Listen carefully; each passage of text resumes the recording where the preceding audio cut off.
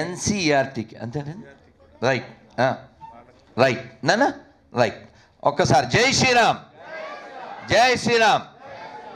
కాబట్టి మనం వచ్చే తరాన్ని ఎలా రక్షించుకోవాలి అనే కేవల ఏక లక్ష్యంతో ఈ సంస్థ ప్రారంభించబడింది. ఎందుకంటే మనం అదృష్టవంతులు, అవునా కదా? ఎందుకు అదృష్టవంతులు అంటే మంచి సంస్కారాలు కలిగినటువంటి అమ్మానాన్నని కలిగి ఉండి, మంచి మంచి సంస్థలతో పరిచయాలు ఉండి, మంచి కుటుంబాల్లో జన్మ తీసుకుని, ఇంకా మనం దైవం అంటూ, దేశం అంటూ, ధర్మం అంటూ ఇంకా వేలాడుతున్నాం.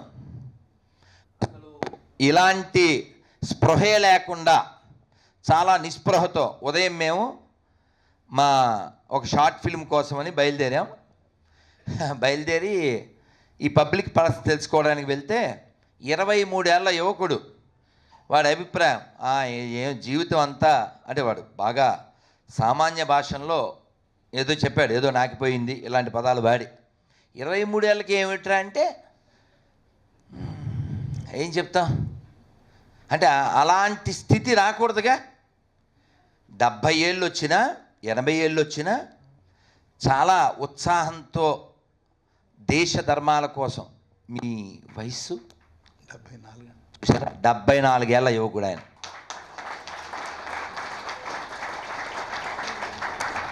అందుకని 14కి సూసైడ్లు, 20 లోపు సూసైడ్లు, 25కి సూసైడ్లు. ఏ సైడ్కి వెళ్ళినా ఈ సూసైడ్లు ఏమిటండి? చావడానికి పుట్టారా వీళ్ళు? కాదు, సాధించడానికి పుట్టారు. సాధించడం అంటే అత్తగారినో మామగారినో అది కాదండి. మా సింహాచల శాస్త్రి గారు చెప్తారు, ఈ పాట మీరు పాడకండి నేను సాధించలేదంటారు. అంటే త్యాగరాజ స్వామిది. సాధించనే ఓ మనసా, అది మిగిలిన వాళ్ళు పాడద్దు ఎందుకంటే ఏం సాధించలేదు కాబట్టి అంటారే. కాబట్టి మనం సాధించవలసింది ఏమిటి అంటే, ఇందాక బంగారు శర్మ గారు చెప్పారు, ఈ మానవ జీవితం మళ్ళీ పుట్టకుండా ఉండడం ఎలా అనేది సాధించడం. అది మొట్టమొదటి మన లక్ష్యం. దానికోసమే 3 చాలా దుర్లభం అన్నారు. ఏమిటా దుర్లభం? దుర్లభం మానుషం జన్మం, దుర్లభం ముముక్షత్వం, దుర్లభం మహాపురుష సంశయం. అర్థమైందా? దుర్లభం అంటే ఏంటంటే రేర్ టు అచీవ్. ఆ దుర్లభమైనటువంటి మానవ జన్మ వచ్చేసింది. అది కూడా శరీరం సక్రమంగా, మంచి కుటుంబం, వాక్కు అన్నీ ఉండి. రెండోది వచ్చిందో లేదో అది మన యొక్క సాధన, మన యొక్క ఆర్తిని బట్టి చెప్పాలి. రెండోది ఏమిటది? మోక్షం పొందాలనే కోరిక. అదేమిటి అని ఎంక్వైరీ అన్నా చేయాలి. అది దాని మనకు సంబంధమే లేదు అనుకుంటే ఇంక మనం దాని గురించి చాలా డిస్కషన్ చేయగల కదా.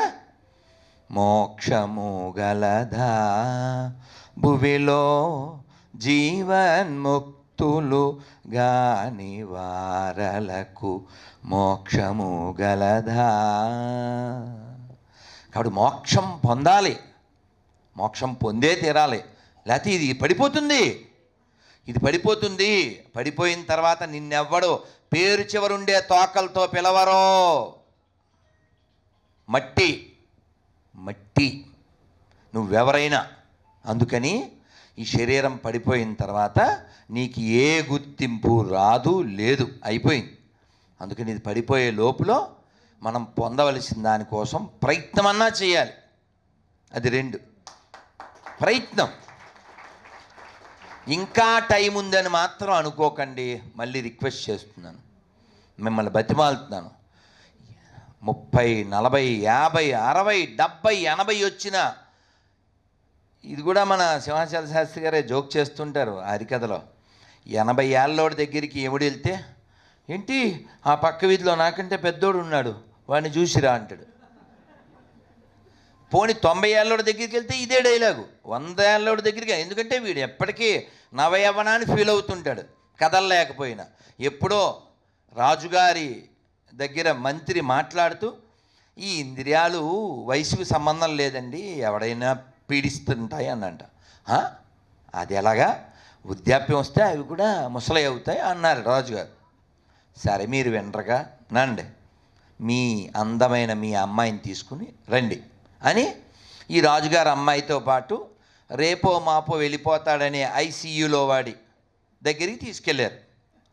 తీసుకెళ్తే వాడు అదే పని చేశాడు. ఐసీయూ అని అమ్మాయిని చూశాడు. చూశారా అని రాజుగారికి చెప్పాడు. ఇంద్రియాని ప్రమాదేమి. కాబట్టి ఇంద్రియాలకి ఏమీ వయస్సు రాదండి. అవి చాలా ఓల్డ్, చాలా చిరపురాతన, నిత్యనూతన. అది దానికే సూటబుల్ అది. కాబట్టి ఇవి పడిపోతుంది, ఇది పడిపోద్ది. అది మీకు ఇంకా మామూలు భాషలో చెప్పాలంటే సెల్ మారద్ది, సిమ్ ఏం మారదు. అదే సిమ్, అదే కాంటాక్ట్, లోపల అదే డేటా. అందుకని కొత్త సెల్ వచ్చేస్తుంది. ఈ లోపల ఎరైజ్ చేయవలసింది చెయ్యాలి. అప్పుడు ఎరైజ్ అవుతాం మనం. అర్థమైందా? మనం ఇక్కడ రాసాం ఎక్కడో, లెట్స్ రైజ్ అవర్ వాయిస్ అని. కాబట్టి మనం లోపల ఇందాక చెప్పారుగా బంగారేశ్వరం గారు, లోపల మనతో మనం ఒక్కసారైనా మాట్లాడాలి. స్వామి వివేకానంద చెప్పారు కదా, అద్దం ముందు నిలబడండి, రోజు కాసేపు ఓ గొప్ప వ్యక్తితో మీరు పరిచయం అవుతుంది. ఎవరెవడు?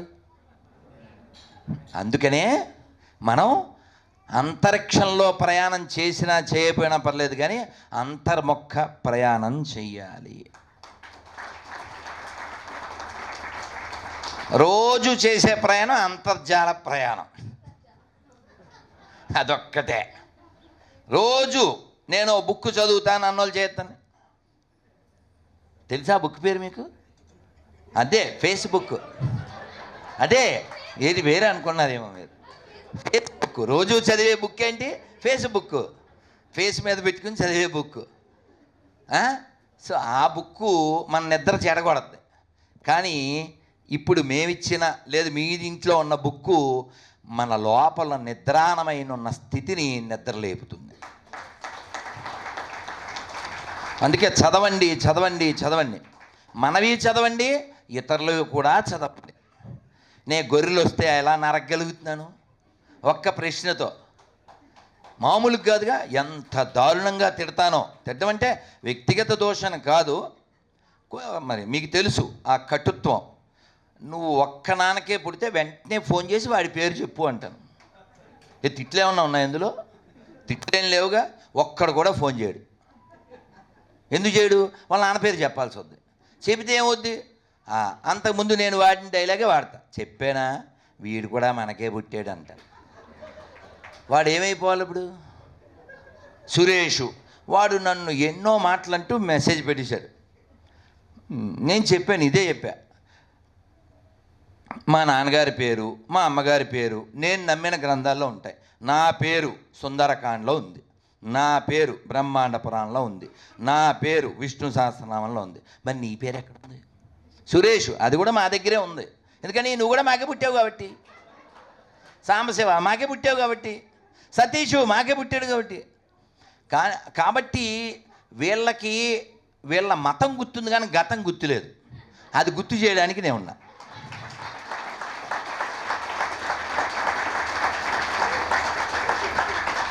కొంచెం సినిమా భాషలో చెప్పాలంటే పులిక్కడ అంటాడు వాడు.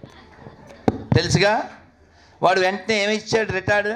ఎరా మీ ఇంటికి పులి వచ్చిందా, మీ అమ్మ ఏమన్నా అడిగికి వెళ్ళిందా? దిస్ అప్లికబుల్ టు గొర్రెల్స్ కదా కదా. కాబట్టి మనకి మేము బాల్యం నుంచి స్వయం సేవకులం. మాకు ఒక పాట ఉంది, ఓ గీత్. సింహ విక్రములై చరించడి లక్షలాదిగా శ్రేష్ఠ వ్యక్తులు దివ్య భారతి జనన్ దర్శనముకై నిత్యవ్రతమును సల్పుతాము.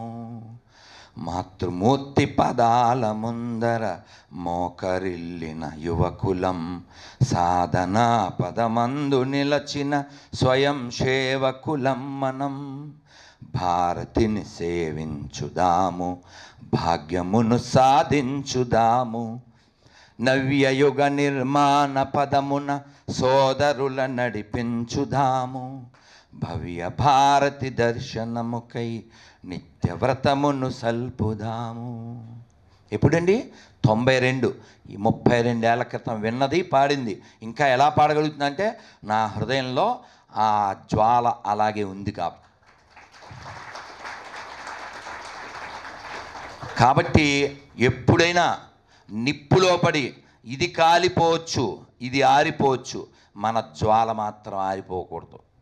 ఆవిడ చెప్పారు కదా పార్లమెంట్లో, ఈ శరీరం పడిపోయిన తర్వాత కూడా గంగలో పడినటువంటి నా ఎముకల్ని తీసి అడుగు, భారత్ మాతాకి, భారత్ మాతాకి, భారత్ మాతాకి అంటూనే ఉంటాయి. అందుకని మనం జీవించాలి, మరణించిన తర్వాత కూడా జీవించేలా జీవించాలి.